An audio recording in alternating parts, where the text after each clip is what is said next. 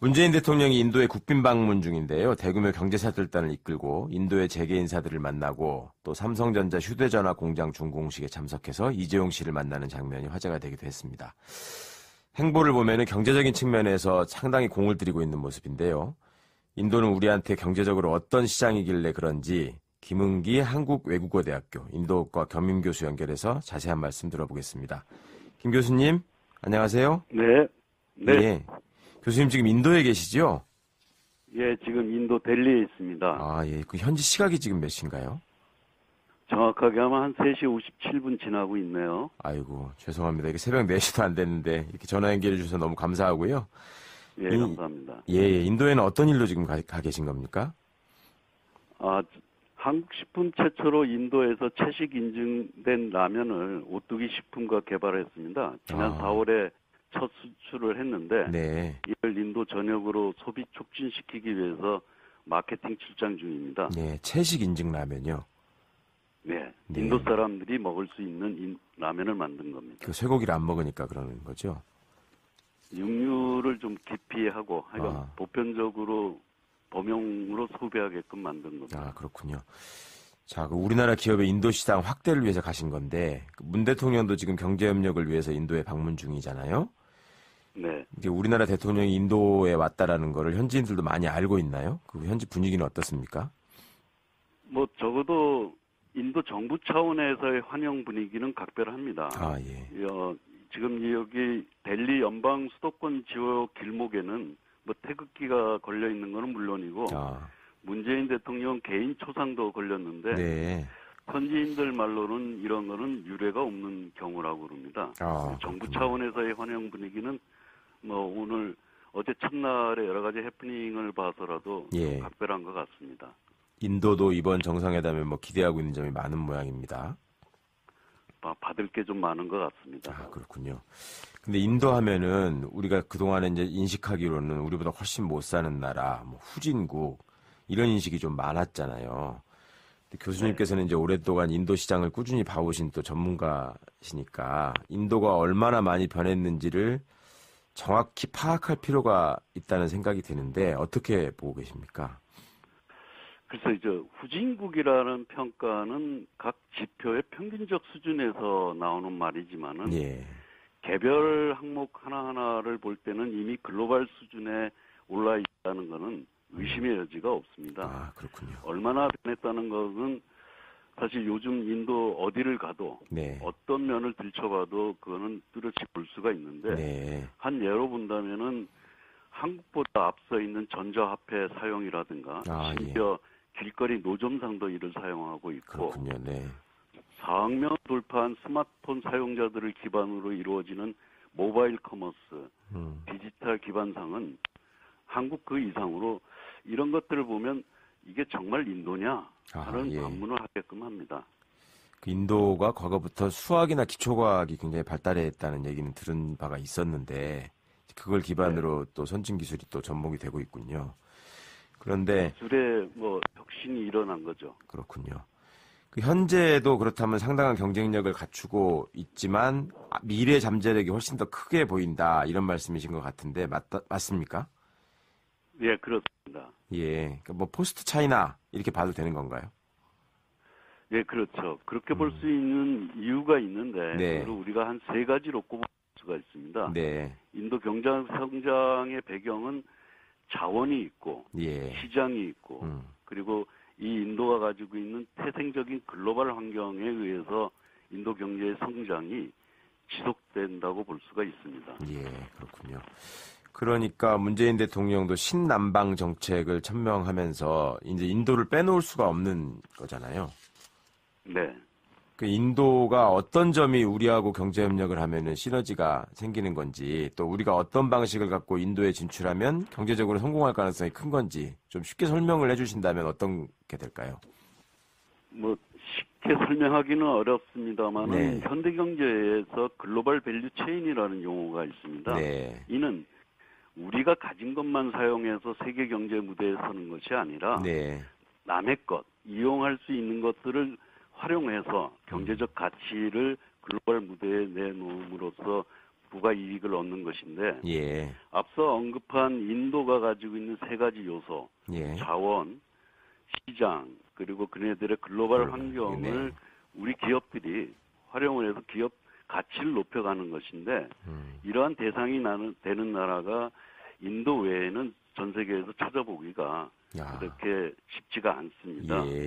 실제로 우리나라 기업들도 그 중에 하나도 이러한 인도 가치를 이용을 해서 자기 기업 가치를 글로벌적으로 높인 사례가 있습니다. 뭐 자세하게 설명하기는 시간이 좀 적합하지는 않습니다만 네, 예를 들면은 중소기업 중에서 진단 시약을 만드는 기업이 있었는데 이 기업이 인도에서 우수한 인력을 활용을 해서 제품을 개발하고 그 개발된 제품을 가장 소비가 많은 인도 시장에서 팔므로써 기업을 성장을 시켰죠. 그런 이유로 글로벌 무대에서 이 기업 가치가 크게 인정받아서 중소기업의 주식 한 60%를 1,900억 원에 매각해서 사업적 성공을 거둔 예가 있습니다. 그랬었군요. 이게 이제 인도를 활용한 우리 경제의 글로벌 밸류 체인이라고 볼 수가 있습니다. 네, 글로벌 밸류 체인이라는 말씀이 계속 와닿는데 지금 인도가 물리적 거리가 멀어서 그런지 마음의 거리가 멀어서 그런지 저희가 인도에 대해서 잘 몰랐던 게 사실이잖아요. 그런데 LG나 현대자동차, 삼성전자 이런 주요 대기업들은 이미 인도 시장에 진출을 해 있고요. 이번에 문재인 대통령도 삼성전자 노이다 공장을 방문했다는 뉴스가 있었는데 이미 인도에 나가 있는 주요 기업들은 앞으로 뭘 어떻게 해야 되는 건가요? 그 인도 시장이 매력적이다라는 것은 비밀이 아닙니다. 이미 알려져 있는 사실. 모든 기업들이 충분히 알고 있고 지금까지도 이 많은 기업들이 경쟁 기업으로 밀려 들어왔고 앞으로도 아마 그럴 겁니다. 이런 경쟁 상황에서 뒤지지 않기 위해서는 기존의 시장 우위를 지키고 있는 우리 대기업들은 필연적으로 이제 남은 과제가 현지 경영의 완성을 이루어야 됩니다.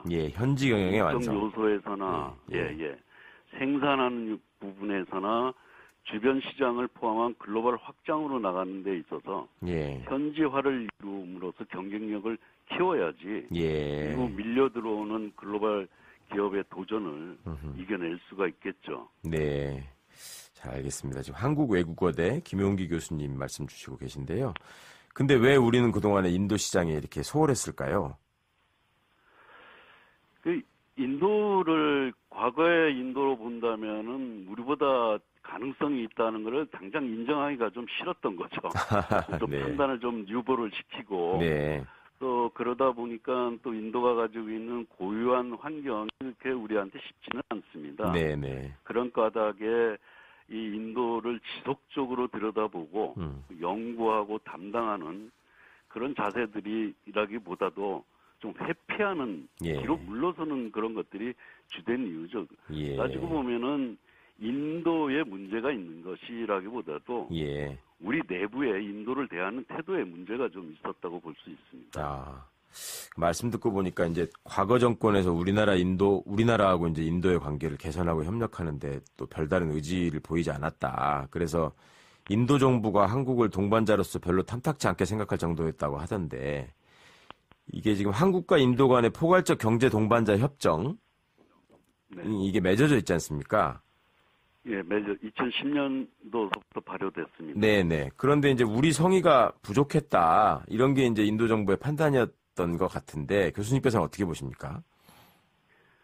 사실은 과거 현 모디 정부 이전이 다른 정당에서 집권을 한 만모만 신 총리 정권이었는데 그 당시에 아시아를 상대로 했을 때는 사실은 한국보다는 일본이 우선 대상이었습니다. 인도 입장에서도.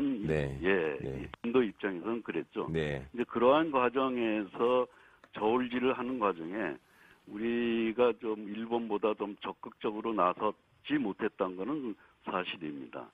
그러한 면에서 이제 인도가 자기 방향을 선택하는 데 있어서 좀 우리가 후순위로 밀려 있을 수도 있습니다. 그렇군요. 그럼 일본하고 인도의 관계는 현재 어느 정도 수준인지 좀 설명해 주시는 게 필요할 것 같은데요. 간단히.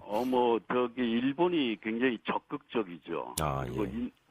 인도 입장에서도 일본의 효용성이 여러 가지 뭐 지정학적 관계나 경제적 관계나 또 과거서부터의 문화적 교류 관계로 볼 때는 제1의 우선순위 선택이었다는 것은 뭐 분명한 사실입니다. 예. 일본 입장에서도 일본이 겪고 있는 저성장을 탈출하기 위해서 아시아권에서 뭐 글로벌적으로도 마찬가지입니다만 아시아권에서 선택할 수 있는 가장 최적의 상대가 인도였고 지정학적으로 중국을 대항하기 위해서도 그와 견줄 만한 힘을 가지고 있는 인도가 선택될 수밖에 없었던 거죠. 아, 그랬었군요. 그럼 인도와의 경제 협력이 실질적으로 우리한테도 이익이 되려면 앞으로 문재인 정부가 어떤 전략을 쓰면 좋을지 끝으로 간단히 한 말씀만 해주시지요. 지금 문재인 대통령님이 인도 국빈 방문 중에 뭐 날짜로 보면 어제 이미 몇몇 그 자리에서 말씀하셨듯이 네. 인도와의 외교 관계나 여러 가지 관계를 4강 외교 수준으로 확장시키겠다라고 네. 말씀하셨고 네. 진즉부터 발표되어 있는 문재인 정부의 대외 전략에 있어서 친남방 정책의 인도를 중심으로 두고 대하겠다는 것이 그 정책의 명실상부한 실천 내용이 나온다면 네. 지금의 현재 상황에 있어서의 좀 여러 가지 미흡했던 과거 정부 상황에 미흡했던 것들을 만회할 수 있는 계기가 되지 않겠느냐. 사실 그러한 면들을 인도의 모디 정부도 지금 바라고 있는 입장이고 그것이 이번 방문 중에 모디 총리가 문재인 대통령을 대하는 여러 가지 모습에서 엿볼 수가 있을 것 같습니다. 알겠습니다. 이번 국빈 방문을 계기로 신뢰를 쌓아가는 게 필요하다는 말씀인 것 같습니다. 오늘 말씀 감사합니다. 감사합니다. 네, 지금까지 김은기 한국외국어대학교 인도어과 겸임교수와 말씀 나눴습니다.